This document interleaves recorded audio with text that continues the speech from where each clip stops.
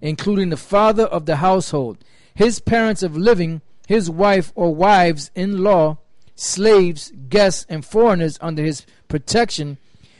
It says marriage was arranged by the father of the groom and the family of the bride. Hold on. Read that again. Con. It says, marriage was arranged by the father of the groom. In other words, the father of the groom and goes to the father of the woman, and they make arrangements. What's that? What they call that? Prearranged weddings, where you don't the child doesn't see the potential wife until at the, because the fathers are discussing whether their two children should be together. Yeah. The child, the woman don't have no say to it.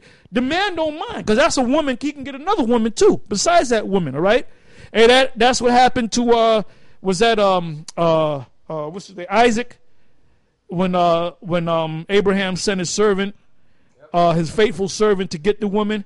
Yeah. And he actually went out to get the woman, which was Rebekah. And Isaac and Rebekah didn't know each other from Adam, but when they saw each other, they fell in love with each other, man. Right. Okay? She didn't say, well, I don't know who the guy is. Let me go out on. Her mother didn't say, play the field and see what you like out there. It was prearranged, man. Okay? It was prearranged. See, that's why your daughter is the way she is, Yeshaya.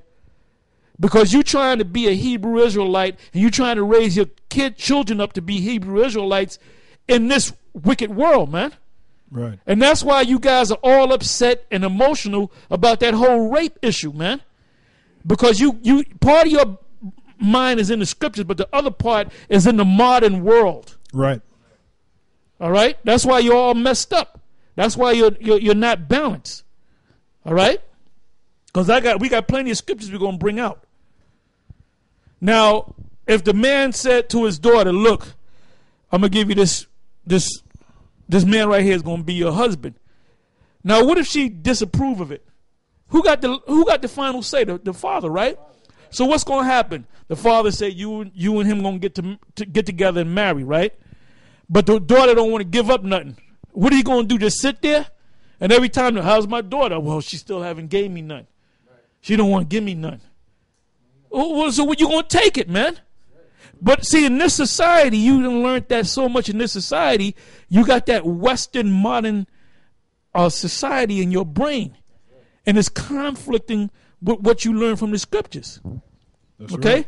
Right. That's right. That's why Sadnetta, the confused cat that he is, I'm talking to a real Hebrew Israelite priest. Well, you went and brought that to his attention, and he flipped just like you. And it's surprising that he would say that, knowing that his daughter is all over the place, man.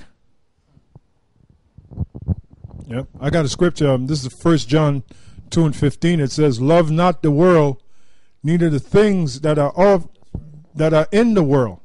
Like the doctrine of the rape doctrine, that's a thing of the world, man. You know, the word rape simply means to seize or to grab.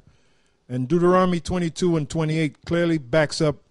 It clearly tells you if a woman is not joined to another man, she's fair game.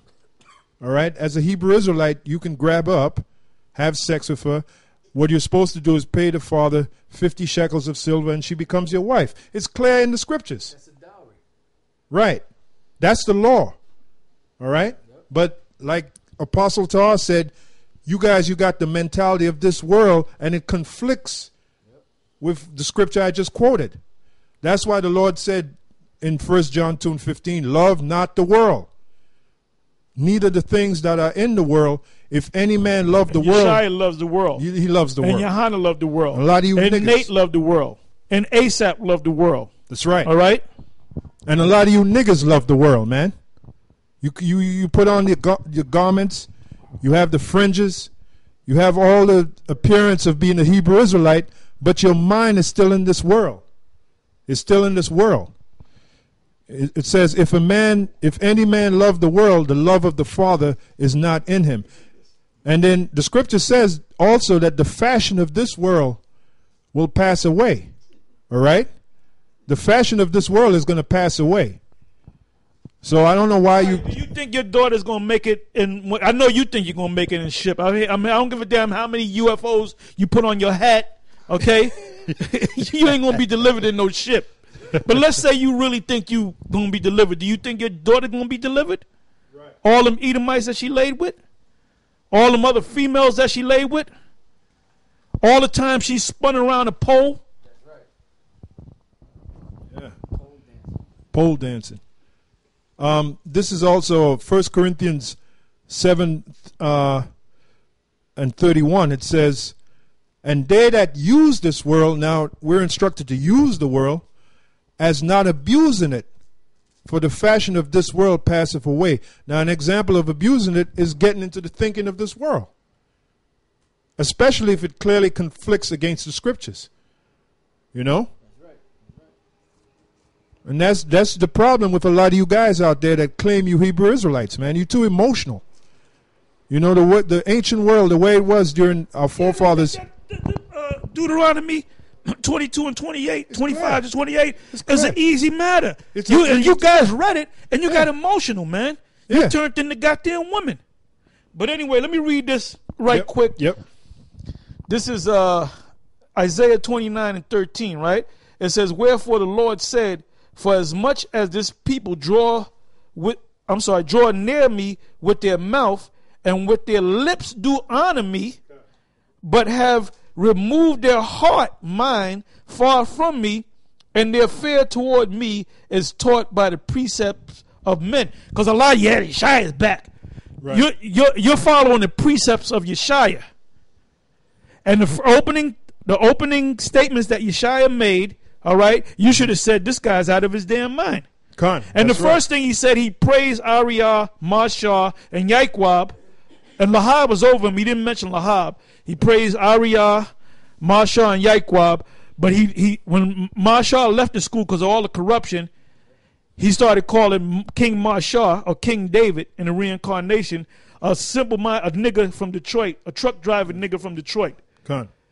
Then when that whole comfy thing came out, you left the school, so you left Ariyah. So why'd you leave them guys? Huh? That's right. So we got you on that. And then you putting out a shout out for Kazak. Now if Kazak comes out of his mummified state and start teaching, and if he says, yeah, I'd never stop teaching. Well, guess what? We got brothers in the Atlantic camp that went to him and said, could you teach us? And he said, I ain't into that no more. And if he does pop up, we're going to have the brother, we're going to call the brother, right, and we're going to have it on the show. Right. And we're going to give you an opportunity, Kazak, to meet this man face to face. Right. Okay, because we know you guys ain't doing the work, man. That's right. All right? That's right, brother. Yeah, I got one more scripture. Go ahead. This is Isaiah 55 and 7. Anyway, it says, the fear toward me is taught by the precept of men. Of men. That's why all you guys are flocking to Yeshua.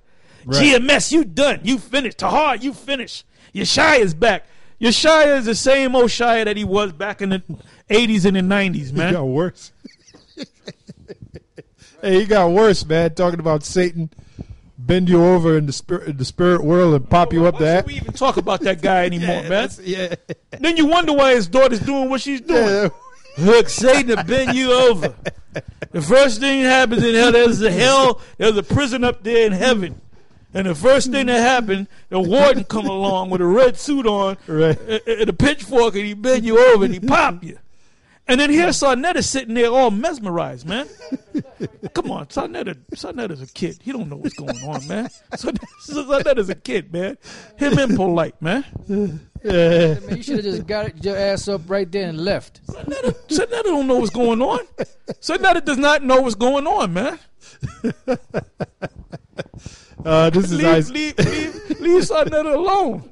Leave that man alone. Leave him alone. Isaiah 55, 7 and 8. It says, let the wicked forsake his way, and the unrighteous man his thoughts, and let him return unto the Lord, and he will have mercy upon him, and to our power, for he will abundantly pardon. For my thoughts are not your thoughts, neither are your ways my ways, saith the Lord. So you can't come to the Lord, how about Shemi Al-Shai, for an emotional, worldly mind, man. You know? Like, I'm going to give you an example. When the Lord told Abraham to sacrifice his only son, Isaac, could you imagine how Isaac, when he first heard the message? But Abraham. But Abraham didn't get emotional. Abraham was ready to do it. Well, he got emotional, but he did it. He went ahead and did it. Now, how many of these guys would have did it? Con. Would Polite have done it?